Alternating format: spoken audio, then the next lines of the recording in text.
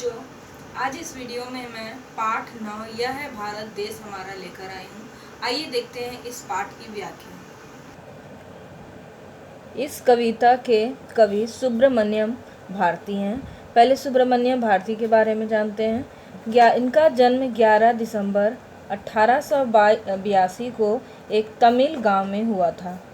यह 11 साल की उम्र में इन्हें कवियों के एक सम्मेलन में आमंत्रित किया गया था, जहां उनकी प्रतिभा को देखते हुए ज्ञान की देवी सरस्वती का खिताब मिला।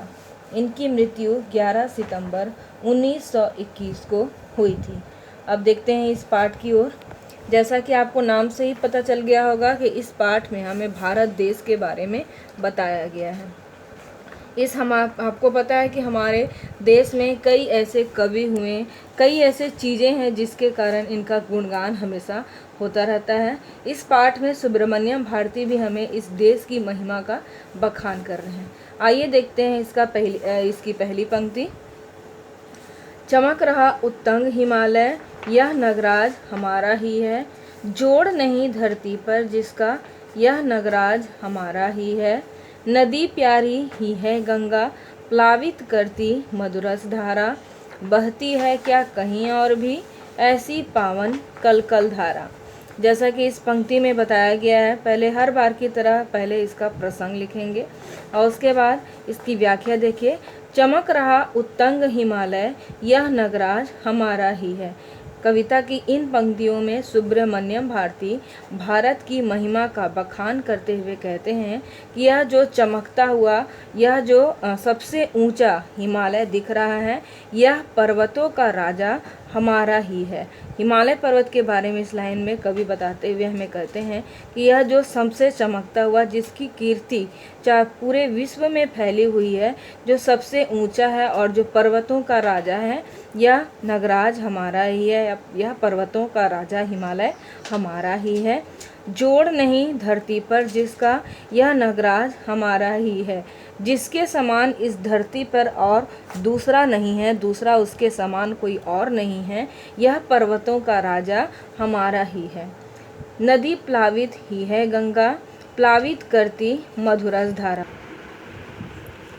तीसरे लाइन की पंक्ति में गंगा नदी के बारे में बताया गया है। वह गंगा नदी जिसे हम माँ का दर्जा देते हैं, हम भारतवासी उन्हें माँ का दर्जा दिए हुए हैं।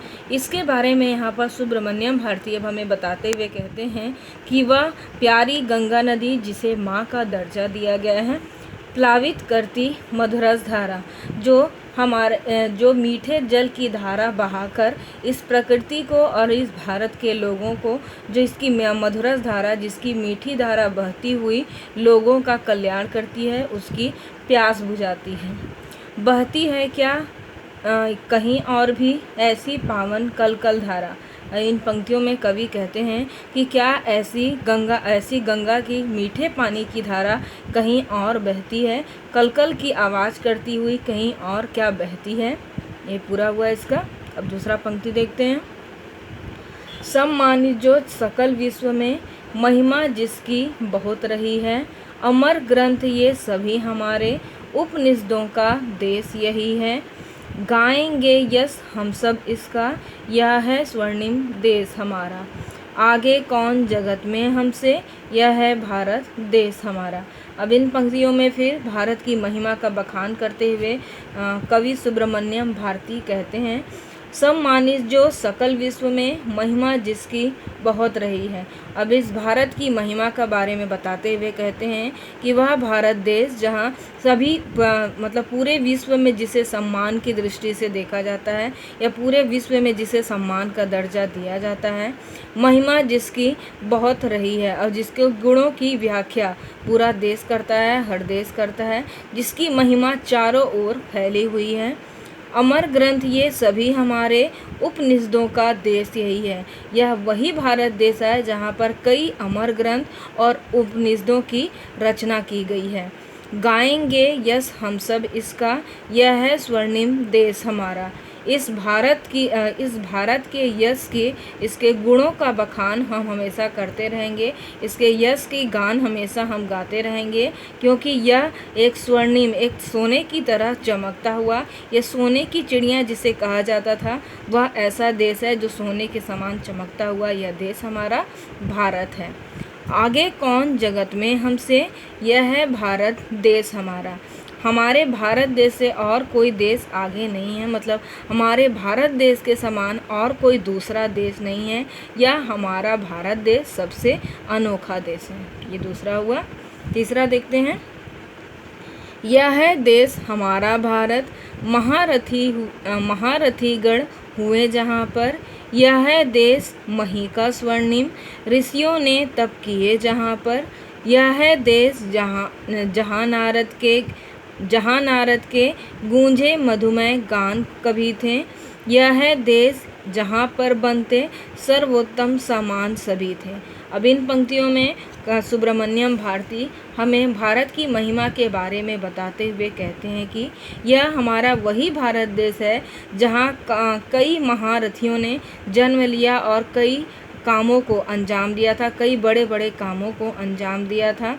यह है देश मही का स्वर्णिम, ऋषियों ने तप किए जहाँ पर, यह हमारा वही महान देश है, वह वही चमकता हुआ हमारा भारत देश है जहाँ पर कई ऋषियों ने अपने तप के बल पर कई सिद्धियाँ हासिल की है। यह है देश जहाँ नारद के गूंजे मधुमय गान कवि थे, यह हमारा वही भारत देश है जहाँ नारद के मीठे स्वर, जहाँ पर नारद के मधुमय मतलब मन को मोहने वाले गीत कभी गाया करते थे, यह वही भारत देश है।